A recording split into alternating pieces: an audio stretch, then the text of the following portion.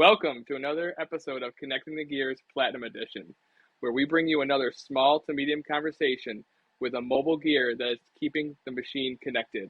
But before we jump into it, we wanted to wish Karen Sullivan a happy, well-earned retirement. Best of luck, Congrats, Karen. So well deserved. We wish you well. Thank you all for joining us on this beautiful spring day in Buffalo. I'm Jeff Wiza. And I am Sean McManus. Today it is curtain up as we bring our Samsung Mobility team front of stage.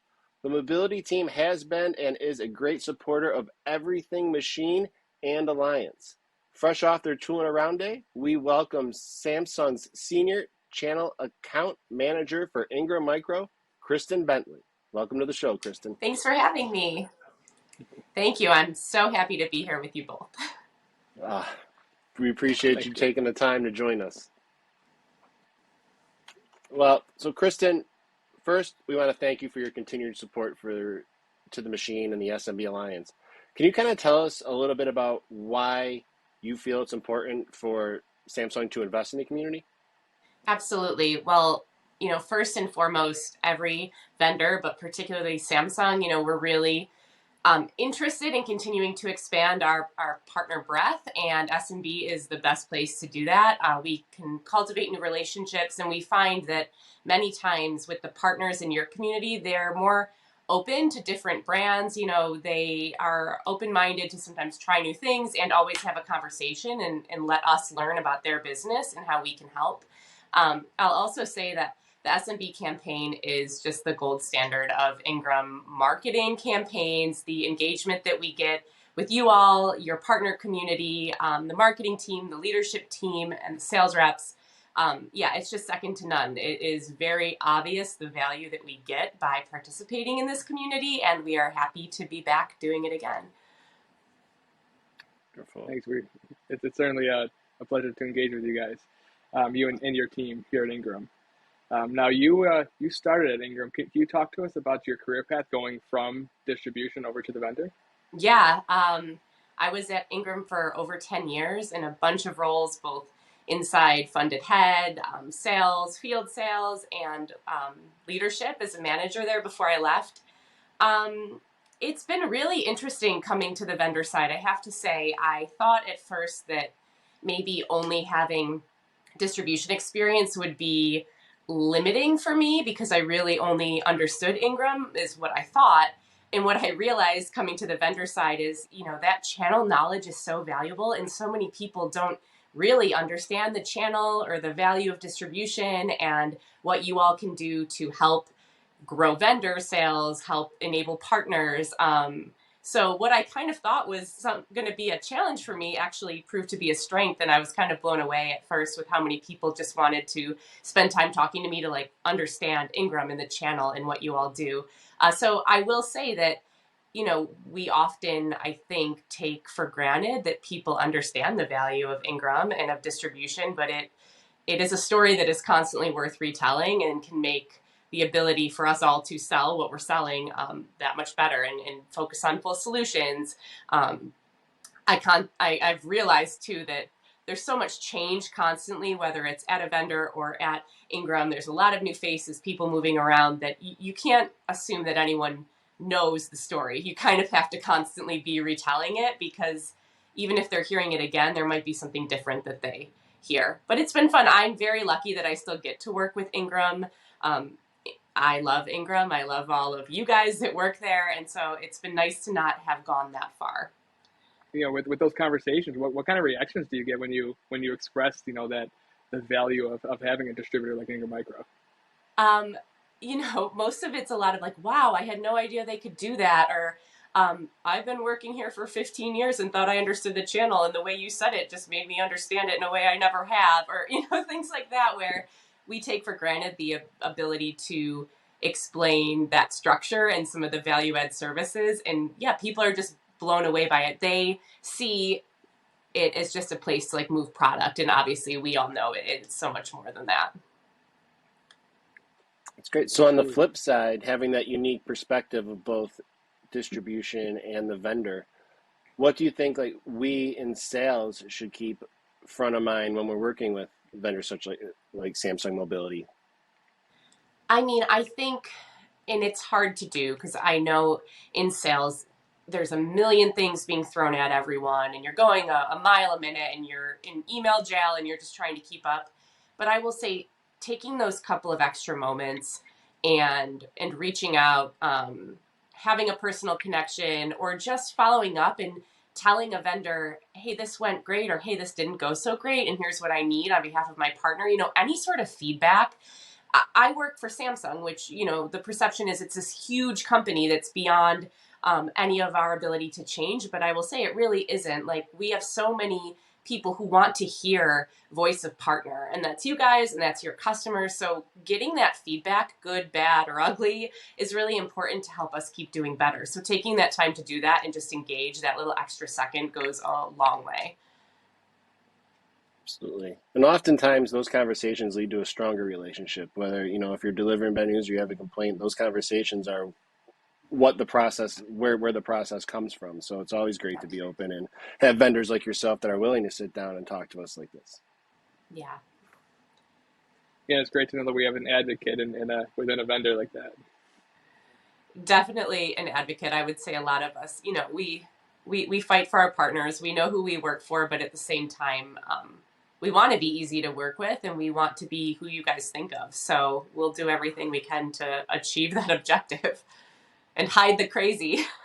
I used to say that at Ingram too. I'm just here to hide the crazy. Well, the crazy is everywhere, but it's the relationships and responsiveness, and people are working with people, and that's what you want to do. So yeah, you started at Samsung. You're like, wait a minute, the crazy's here too. It's everywhere. So we're getting into the best part of living in Buffalo. The summer. We got the sun shining today. It's 80 degrees. We can see the sun shining behind you today. Tell us a little about what you like to do in Buffalo during the summer. Well, being outside is pretty cool. We don't do it as much as we would like to. I don't like being cold, so living in Buffalo is really fun for me. But I love being outside and getting my kid outside and letting her unleash on the world. And Buffalo has so much fun stuff to do in the summer, whether it's outside or in, our arts and culture scene is awesome. That happens all year round. But, Shakespeare in the Park is back this year for the first time since COVID. So it's always great to get a picnic basket and a couple too many bottles of wine and sit on the hill and experience some live theater outside. If you're really lucky, a streaker comes through sometimes. Sorry about that. I knew it. What kind of activities is your daughter into? What isn't she into? She's not very athletic, although she tries, but she does gymnastics, and she's really riding her bike like crazy. I think she's probably ready for the training wheels to come off soon. And she's a little fish too. She loves swimming, so she's been asking every day since about December when she can swim in the pool again. I don't have a pool, but we have lots of friends with pools, so yeah, kids can't wait to get in that pool. Seriously. The best. And what I want the swimmies to stay on, because then I can enjoy a beverage and pay less attention to her. But now she very much wants to swim without a swimmy, which means I cannot let her drown. So mom's in the pool independent too. Kids. Yeah.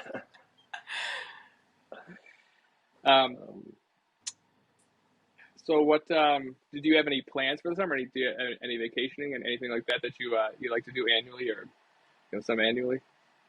Well, vacation, I definitely need to do. I'm working on that. But I am actually directing an upcoming production of Cabaret for my theater company, which is my my small business on the side when I'm not at Samsung. And so we are producing the musical Cabaret at the Shea Smith Theater, which is right in the heart of downtown Buffalo, in June. So we just started rehearsals for that, and it should be really exciting. What's that like to put something together like that? Well, I have always done theater. I went to school for theater, and about 10 years ago, my friends and I started our own theater company, and so we've been producing and kind of making these shows happen. We do 3 a year, obviously disrupted by the pandemic, but first and foremost, I'm mostly an actor, so I historically have been involved in productions as an actor, but this will be my first time directing a musical, which is a whole lot of different kind of work. There's a lot more prep work with directing and you're working with the actors and you're trying to make your vision that's in your brain happen in front of you with other humans. But it's so far been very fun, and I'm really excited to see it come together and kind of get that different kind of fulfillment than I have as a performer on stage before. It sounds amazing. If you need any extra stand-ins or fill-ins with no musical ability or dance ability or acting ability, Jeff and I are always available. So. Sean, how familiar are you with the plot of Cabaret? Because it takes place in the Kit Kat Club and they don't wear a lot of clothes.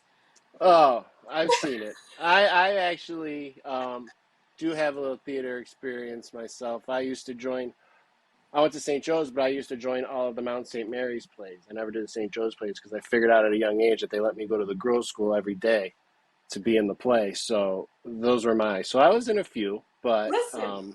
Yeah, whatever your motivation, I love it. I also went to an all-girls school, so the boys who came in to do the plays with us, they were everyone's prom dates. They, you really had it made. Yeah, we played the numbers. That's right. It's all right.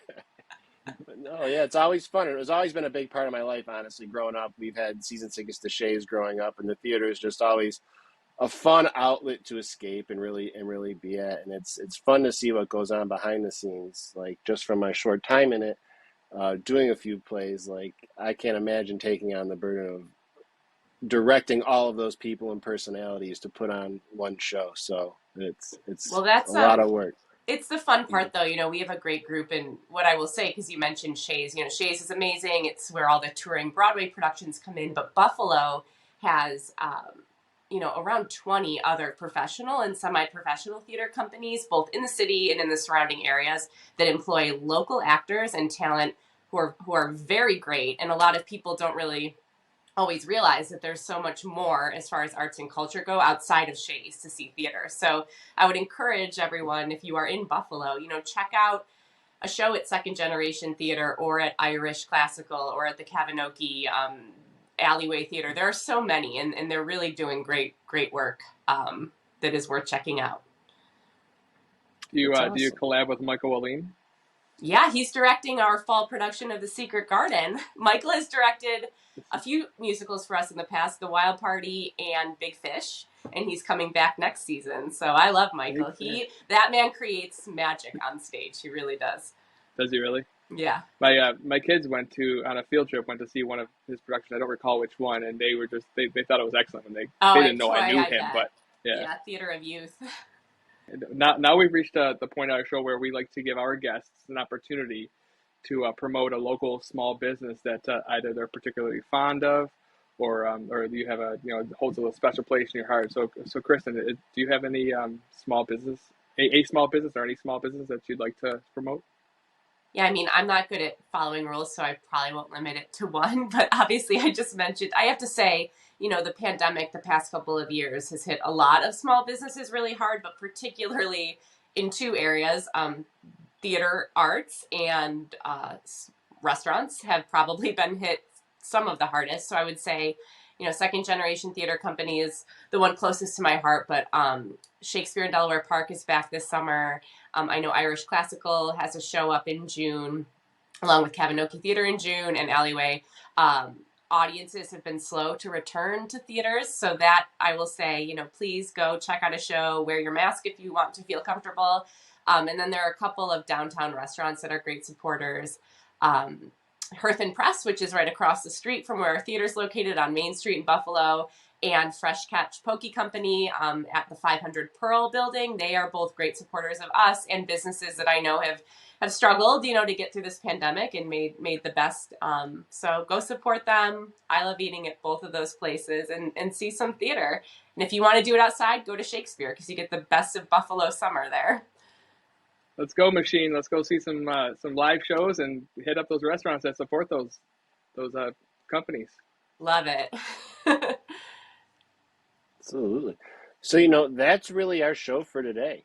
We want to thank Taylor and Merritt and the crew for helping us put this together. A special thank you to our Samsung team for everything they do for us. We couldn't be successful without them. Special thanks to you, Kristin, for taking the time today to talk to us and get the message out to the machine. We really appreciate that. And remember to check out Second Generation. Check out Shakespeare in the Park. Get out there. The weather's nice. Buffalo's back. Everybody's excited to be out there. So let's grab a couple bites to eat. Check out these theaters and have a good time. But until next time, we want you to tune into. We want to thank you for tuning into another great episode of Connecting the Gears, and keep those gears churning. And be good to one another out there. And let's go check out Cabaret. You might even see Sean McManus out there. You might. And as they say in the theater business, let's fade to black.